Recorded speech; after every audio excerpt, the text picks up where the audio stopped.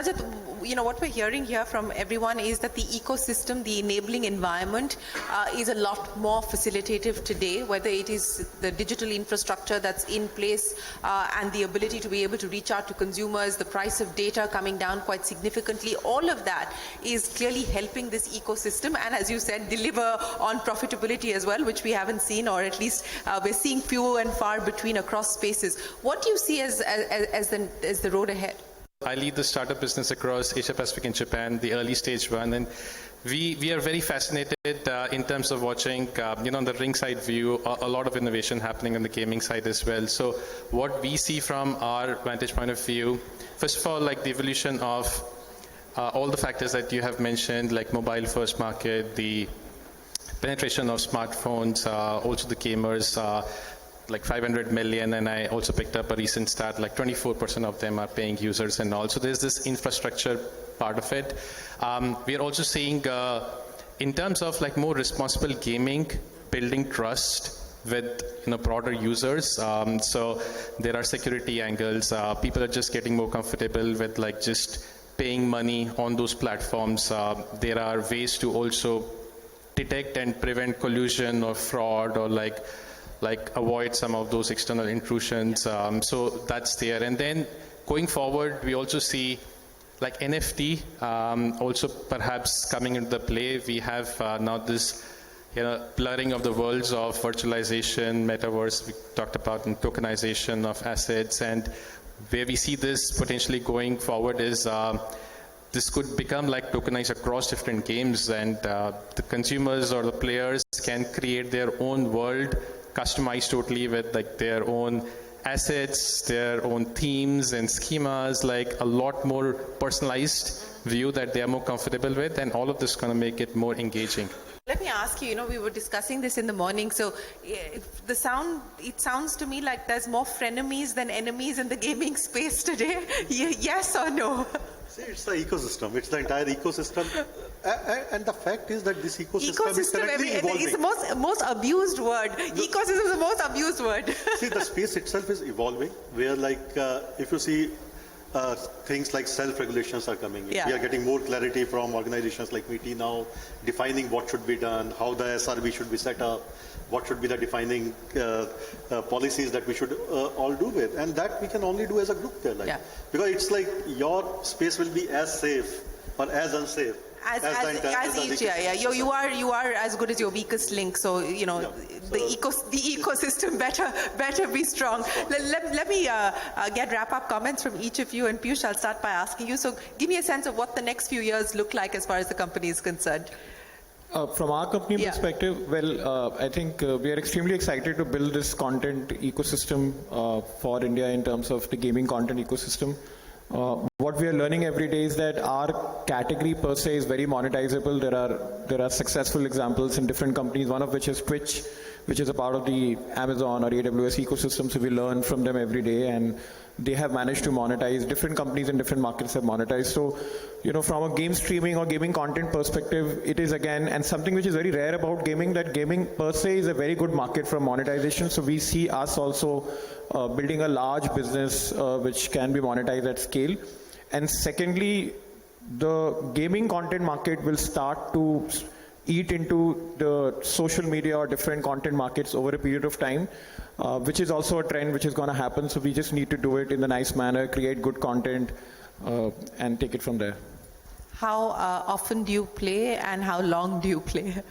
So I play about 3 to 4 hours a week, mostly over the weekend with my 7-year-old. He spends a lot of time with me, but I end up watching a lot of content because I'm learning on what kind of different content is there. Does the 7-year-old get to play? Yes, he gets to play. He's playing PlayStation. He's playing different kind of games. So Minecraft and many other games that Minecraft is not there, but he basically plays Fortnite, Injustice 2, these kind of games he's playing. So he's playing all kind of games, and you can't avoid that. People have to learn that. I guess you have to set limits and set boundaries. Anirudh, next few years, what's lined up? We want to be the platform where someone can go from being a novice to being a star. We want to service the need of consumers to come together in a gaming community, right? Today, if you upload a gaming video on Facebook, your grandmom is there, so it's not the right place to get the right community. So building that is really important. So we want to be that kind of social experience platform for the virtual world. You share your memories today on Instagram or WhatsApp. We want to do that, obviously, for the gaming community. We want to build many different categories of games. I think one of the challenges our industry has today is that we are dependent on one or two games. So hopefully as more games come in, as he's saying, more and more games will come in. I think consumers, we are, 4 or 5 years from now, you're not going to ask, are you a gamer or not? The question you'll be asking is, what game are you playing? Much like what you ask about shows today. What show are you watching? You'll ask, what are you playing these days? So we'll be discussing which categories are doing well.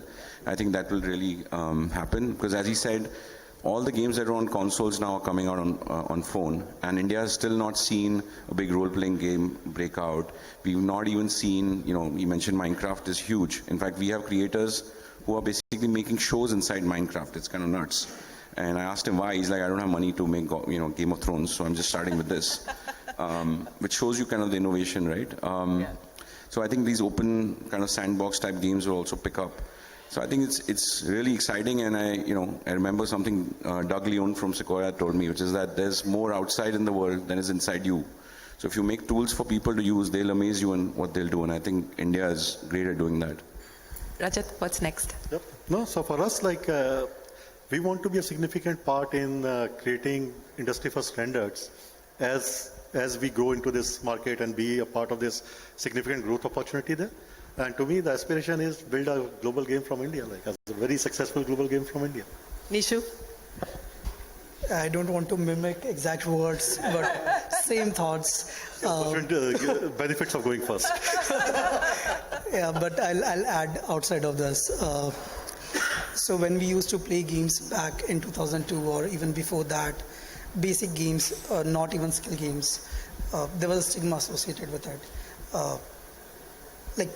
If you play even casual games or hyper casuals, like, hey, this guy's a nerd or this guy's a gamer. Now, if you see, everyone is playing games, except for some people for sure. Yes. But everyone is engaged either in hyper casuals or esports or skill-based games, or more of open world games like Minecraft or Roblox, etc. Right? So the normalization is kicking in, and games are being accepted as a strong form of entertainment, rather than entertainment first on, for example, OTT platform. Yeah. A kid would spend more time playing if given opportunity and not restrictions by parent, because it's a natural way of doing things. Yeah. And it's commonly said that once everything is automated, then everyone will just play games. So there's a huge opportunity for us and everyone to expand in the gaming territory across the board. Well, speaking of opportunities, I'm going to start a game. Whoever says ecosystem from here on will have to pay 100 dirham, and the house will get the money. I'm the house, so so whoever uses ecosystem post this panel is going to have to pay up. But thank you so much, Piyush, Rajat, Gaurav, Anirudh, and Nishu for joining us. I certainly walk away from this panel having learned a thing or two. I don't know if I'm going to go back and play, but I certainly have learned a thing or two. But thank you very, very much for your time, and we wish you and your companies and your teams the very best of luck. Ladies and gentlemen, a big round of applause. Thank you. Thank you.